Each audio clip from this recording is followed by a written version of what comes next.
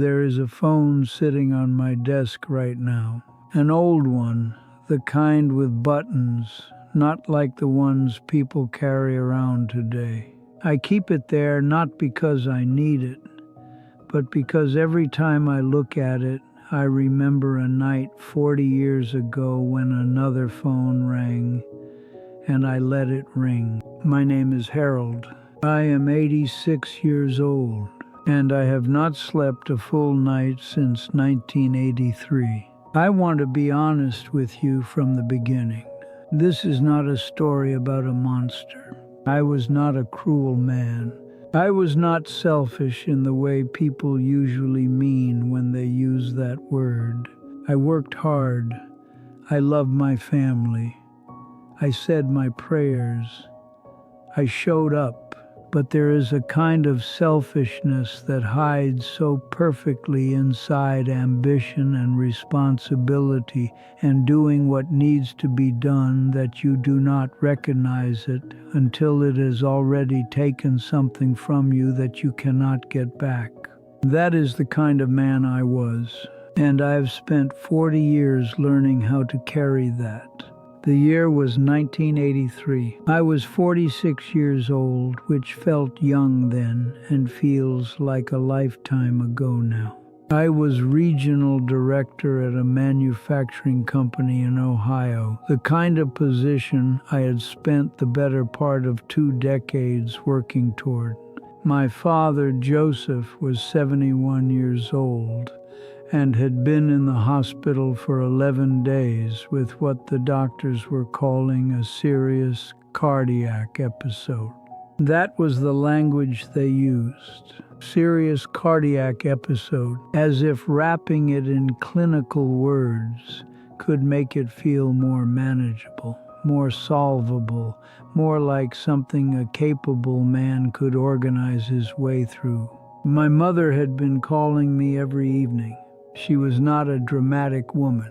She did not exaggerate or push. She would call and give me the update in her quiet, factual way. And then she would say, "Your father asked about you today." And I would say, "I will be there soon." And she would say, "All right, Harold." And we would hang up. That was how it went, every night for 11 days. On the 12th day, a Wednesday, I had the most important meeting of my professional life scheduled for Thursday morning, a presentation to the board. Numbers I had spent 3 months preparing, a proposal that, if approved, would effectively define the next chapter of my career and secure a future I had promised my wife and children. I told myself this was the responsible thing. I told myself my father was stable. I told myself I would drive to Columbus on Friday first thing, and I would sit with him and we would talk the way we never quite talked, and everything would be fine. Wednesday evening I was in my office late, going over the presentation one final time. My secretary had already gone home. The building was mostly empty. The phone on my desk rang at 7:43 in the evening. I know the time because I looked at the clock when I heard it, the way you instinctively do when a phone rings late. I looked at the clock, and then I looked at the phone and I saw on the display that it was my mother's number. And I made a decision in the space of about 4 seconds that I have never been able to fully explain to myself, even now, even 40 years later, sitting in a quiet house with nothing but time. I let it ring. I told myself I would call her back in 20 minutes once I finished the section I was reviewing. I told myself if it were urgent, she would call back immediately. I told myself these things with complete calm, the way a man tells himself things when some part of him already knows the truth but is not ready to hold it yet. I went back to my papers. She did not call back. I finished the section. I gathered my things. I drove home. I had dinner with my wife. I went to bed and slept, which is the part I still find hardest to understand about myself. I slept. And at 5:20 in the morning, the phone rang again, and this time I answered it, and my mother's voice was different, quieter and older than I had ever heard it, and she told me that my father had passed at 7:51 the previous evening. 8 minutes after she called, 8 minutes, I sat on the edge of the bed in the dark and I did not cry. I remember that clearly. I did not cry because something inside me had already understood before she finished the sentence. The way the body sometimes knows things before the mind gives itself permission to know them. My wife put her hand on my back. I sat there, and then I stood up and I went to Columbus, and I held my mother for a long time in a hospital hallway that smelled like antiseptic and floor wax. And I looked at my father through a window before they moved him, and I thought, I was 20 minutes away. My office was 20 minutes from this hospital. I had been 20 minutes away for 11 days. The presentation went well. I remember that too because it seems important to be honest about it. I went back on Friday morning and I stood in front of the board and I delivered the proposal and it was approved and everyone shook my hand and my supervisor said I had done exceptional work and I thanked them and I walked to my car and I sat in the parking lot for 45 minutes without starting the engine. That was the first time I cried. What I could not have understood then, and what took me many years to begin to understand, is that there is a particular kind of grief that comes not from losing someone, but from losing the chance to have been the person you meant to be at the moment it counted most. Ordinary grief is devastating, but it has a shape to it. It moves slowly, but it moves. What I was carrying was something different.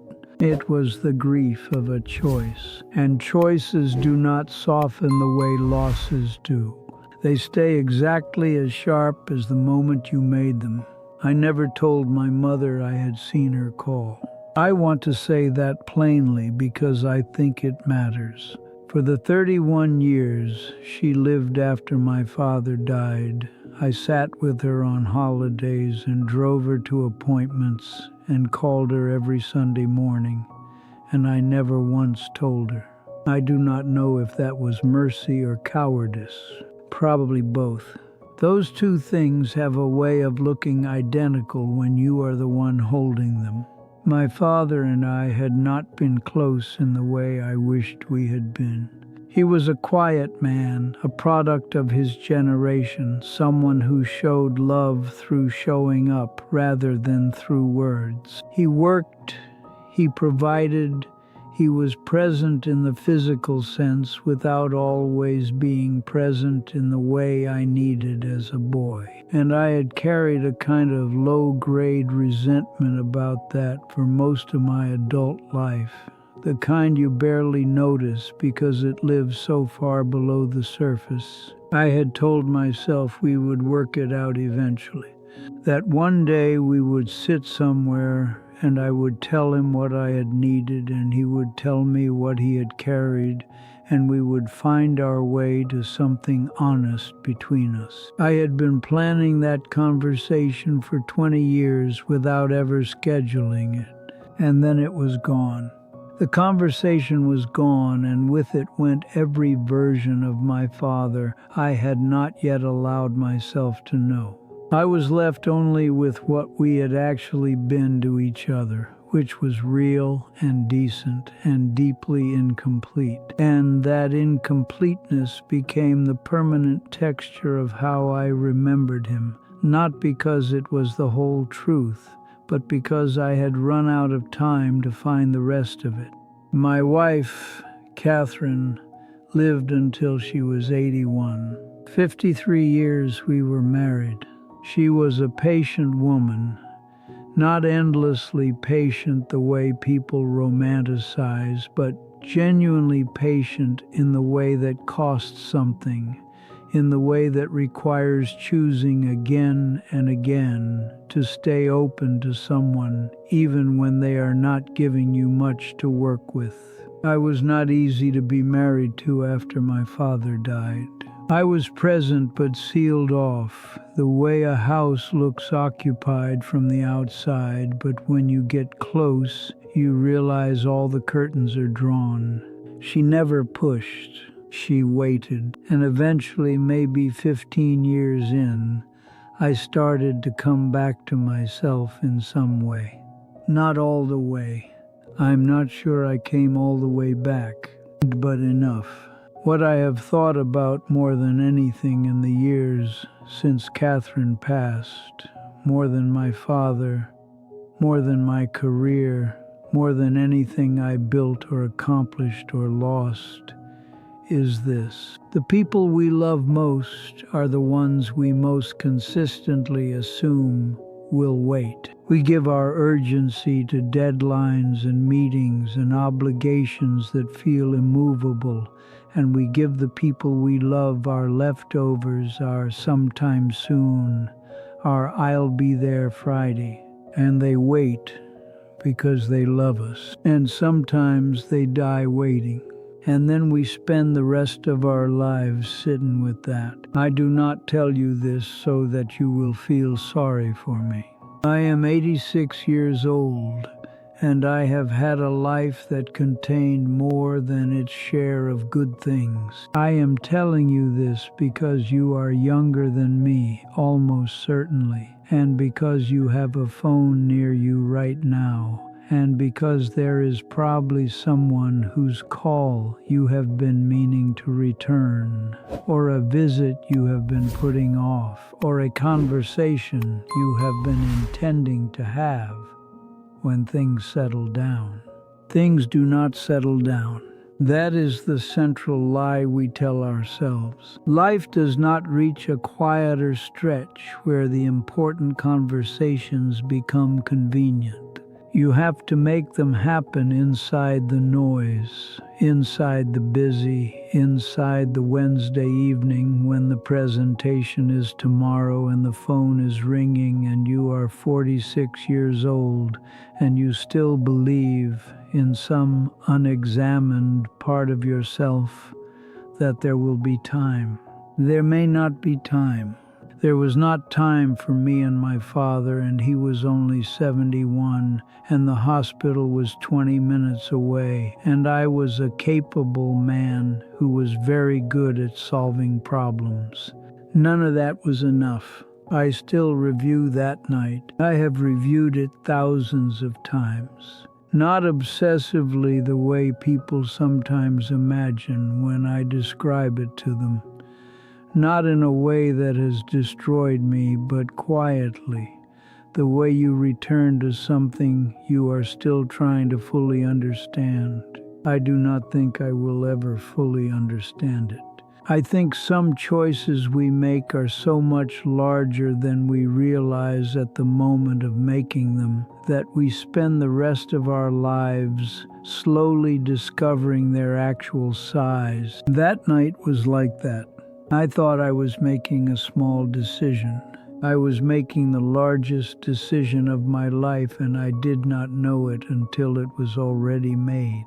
My father asked about me every day that he was in that hospital. My mother told me that not to wound me, just as a fact, the way she reported everything. He asked about you today, she had said, every evening for 11 days. He asked about me on the last day, too. I think about that more than I think about the phone call. I think about him lying in that bed in Columbus, 71 years old, his heart failing, asking about me. I think about what he might have wanted to say if I had walked through that door. I will never know. I have lived with not knowing for 40 years, and I will die with not knowing, and that is the consequence of the choice I made on a Wednesday evening when I was 46 and very busy and completely certain that Friday would be soon enough. If you have someone, go to them. Not eventually. Not when it gets easier. Now, or as close to now as you can manage. Go to them with whatever time you have, even an hour, even a phone call, even a letter, if that is all you can do. Tell them what you mean to tell them one day, because one day has a way of becoming never, and never is a very long time to carry something. My name is Harold. I am 86 years old, and tonight, before I sleep, I will think about my father again. I always do.